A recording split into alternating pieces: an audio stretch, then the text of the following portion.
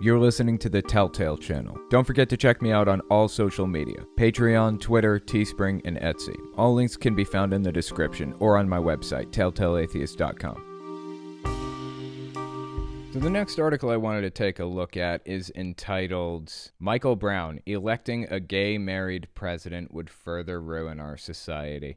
So let's listen to what Mr. Michael Brown has to say about how having a gay married president would further ruin our society. This one's by Beth Stoneburner on the Friendly Atheist website. When conservative writer Michael Brown comes out with a new article entitled, I Will Say What the Political Leaders Can't Say About Pete Buttigieg, you know it has nothing to do with the mayor's policies, even though there's plenty to critique. Brown's oh-so-courageous statement has everything to do with the fact that Buttigieg is married to a man. And that alone is enough to make Buttigieg unfit for office, according to Brown. I love the identity politics that right-wing extremists engage in, right? They are ruling people out based on their identity. Absolutely love that. When they freak out about it when anyone else does it. Perhaps he'd be a more acceptable candidate to Brown if he were a thrice-married serial adulterer who paid off a porn star to keep quiet about his affair. That's a good point. That is something that Donald Trump did. I will say it nonetheless. Choosing an out and proud married gay man to run for president, let alone become president, would contribute to the further degeneration and moral confusion of our society, along with further attacks on our most fundamental rights. Further attacks on our most fundamental rights? What rights could possibly be attacked or taken away by allowing gay marriage? It seems like you're only adding more rights.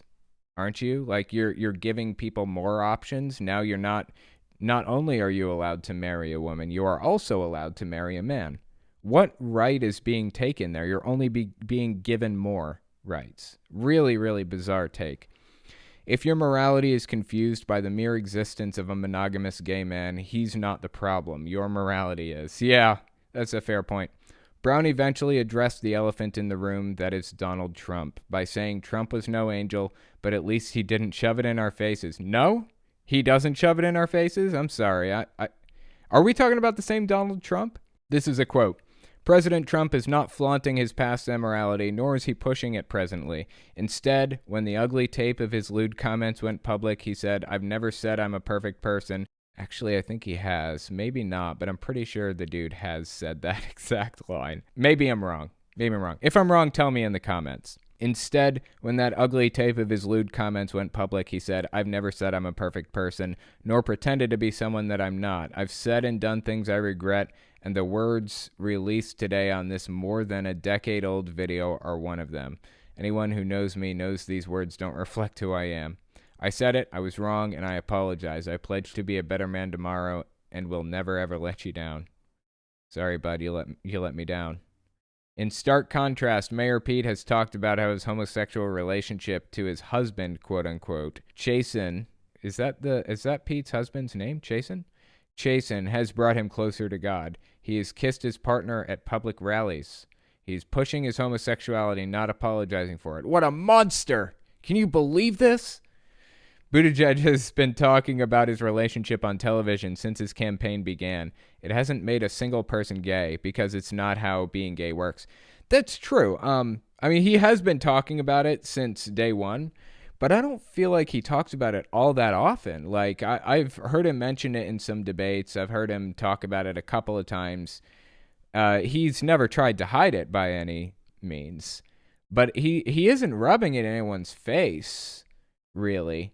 Beth Stoneburner, the writer of this article, makes a really good point here. It hasn't made a single person gay because that's not how being gay works. Yeah, it's very true. I'll tell you this. If you worry that hearing a gay man speak or hearing somebody talk about being gay might turn you gay, you might just be gay. That's possible. Because personally, I have no desire or interest to be in a relationship with a dude. It's just not in me. The opportunity is in my life. I'm in the atheist community. I mean, lots and lots of LGBTQ people here. I could be in a gay relationship if I wanted to. You should see my comment section. I get people all the time telling me how hot I am. 99% of it is dudes.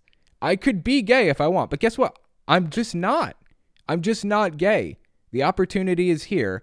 It's just not who I am. Living in fear that a gay dude is talking about the fact that he's gay, living in fear about that turning other people gay is just new levels of stupid to me. Somehow, though, a speech written for Trump, which he read from a teleprompter, is supposed to dismiss all the misogyny, cruelty, racism, immaturity, and ignorance. If Trump isn't flaunting his past, then he has gone out of his way to make sure no one finds out about it, i.e. hush money payments. That's true, which frankly is almost worse. We can go even further and say that Buttigieg shows more affection for his husband in public than Trump or his spouse ever do. That is true, too. They have kind of an odd relationship, don't they? If you're looking for a model relationship, it's hard to make the case for Trump. Not that Brown cares. He's still trashing Buttigieg.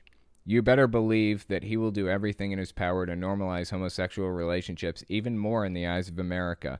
He will also do his best to marginalize those who are convinced that these relationships are contrary to the will of God. People are gay, whether you like that fact or not. Making gay people's lives harder isn't making them not gay. They're still gay, whether you like that or not. That's just what it is. You are just putting people through emotional torture is what you're doing. And I will absolutely not stand for it. Just the fact that Pete Buttigieg, a gay dude, is running for president at all, even though I don't want the guy to win, because I don't believe in his policies, and I think he's a kind of a corporate shill a little bit. But the mere fact that he's running and bringing attention to this issue is a good thing, and I'm glad to see it. It's like Andrew Yang had some interesting ideas that I really liked. I didn't like Yang. I felt like a lot of his ideas that he espoused did not match the policies that he had on paper.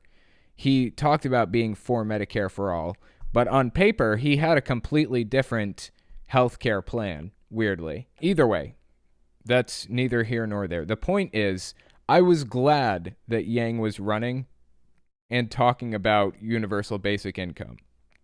I was glad that he was raising awareness to that issue and bringing attention to it and moving the Overton window in that direction.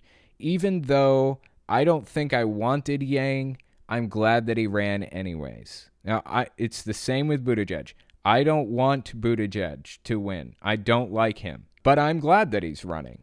I'm glad that he's out there talking about the issues that he's talking about despite that fact. And honestly, I'd be okay with him if he did win. I'd be all right. I would still vote for him, I think, probably. He's way more corporate than I'm comfortable with, but I would still vote for him, so